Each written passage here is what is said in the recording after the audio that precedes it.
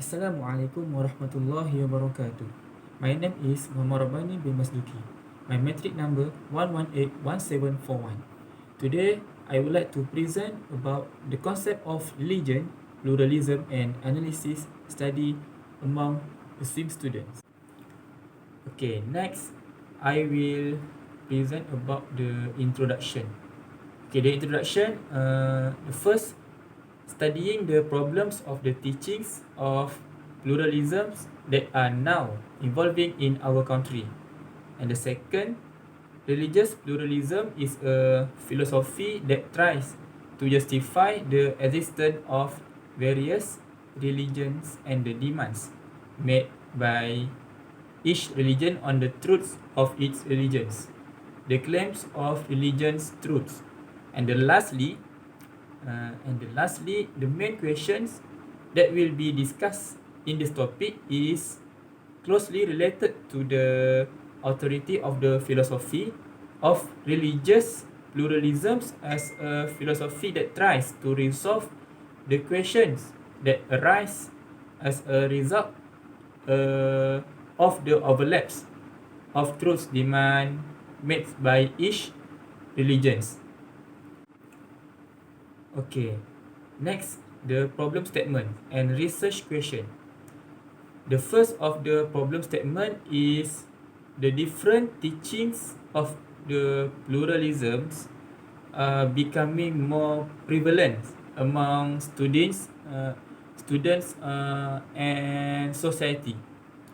And the second, the problems of public confusion over the growing teachings of pluralism in Malaysia. Okay, and then the research question is, we have 3 research question. The first one is, why is the pluralism rejected in Islam? And the secondly, why is the teaching of the pluralism increasing in Malaysia?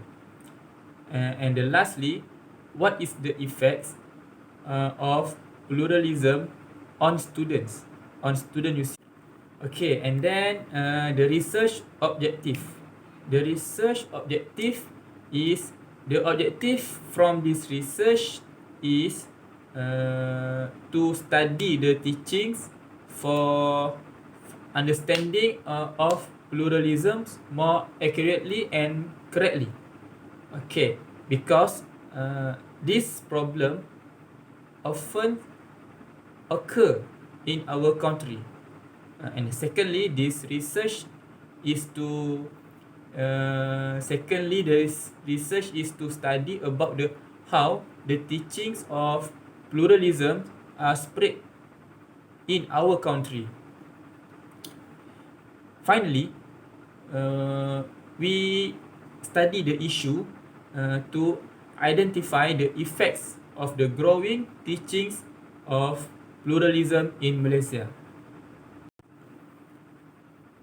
And then we need to discuss about design and method. Okay, design and method, we have two. The first one is qualitative and quantitative. Okay, the qualitative method is, the first one is primary data, and then the second is the secondary data. Okay, and the quantitative method is about how we use the data to observe this research, and we know how to we analysis the data, and we need to collect the population research sample and sampling research. We need to collect the data collection and instrument design. So this all about how we need to resolve the quantitative method. So the conclusion of this topic is, in conclusion here, they are scholars who understand religious pluralism in the meaning of interreligious dialogue, religious diversity, interreligious tolerance, accept the truth of other religions, and there are also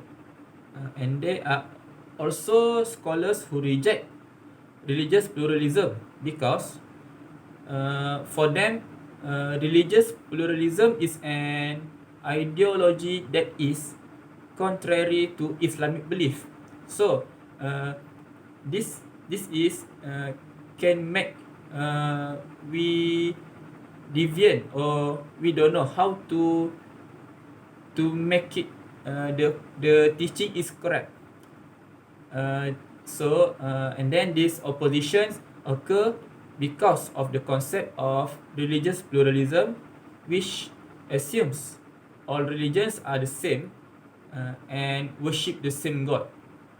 Then the elements of religious pluralisms permeate into the minds of society when writing about it appear and can lead to heresy. So we need to think how we can